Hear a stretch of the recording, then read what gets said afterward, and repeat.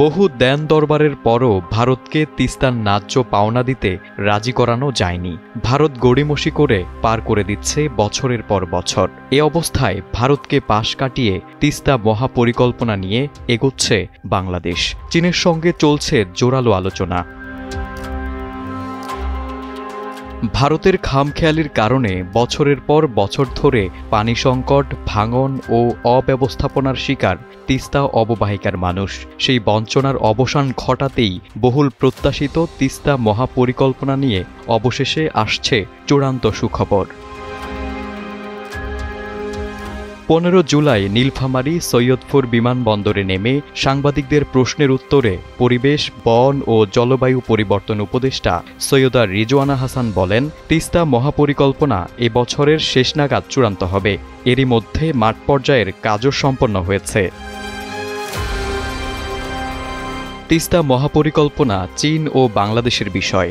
সিদ্ধান্ত নিতে এই দুই দেশের সম্মতিই লাগবে জানিয়ে উপদেষ্টা বলেন, 17 জুলাই বিশেষজ্ঞদের নিয়ে মূল 5টি বিষয়ে আলোচনা চূড়ান্ত করা হবে। আমরা এসে জনগণের দাবি শুনেছিলাম, তারা তিস্তাকে নিয়ে একটা মহাপরিকল্পনা চায়। আমরা এসে সেই পরিকল্পনাকে মহাপরিকল্পনায় রূপ দেওয়ার জন্য চীন সরকারের সাথে কথাবার্তা শুরু করেছি। তিস্তা মহাপরিকল্পনা বাস্তবায়ন প্রসঙ্গে উপদেষ্টা জানান, তিস্তা নদীর যে গতি প্রকৃতি তা খুব একটা আমাদের উপর নির্ভর করে না, নির্ভর করে উজানের দেশ ভারতের উপর। তিস্তা যেহেতু আমাদেরও ভাটির দেশের জনগণ হিসেবে, এই জনপদের মানুষ হিসেবে আমাদেরও অধিকার রয়েছে। সেটা আমরা কিভাবে সুরক্ষিত রাখতে পারি সে ব্যাপারে জোরালোভাবে কাজ শুরু হয়েছে।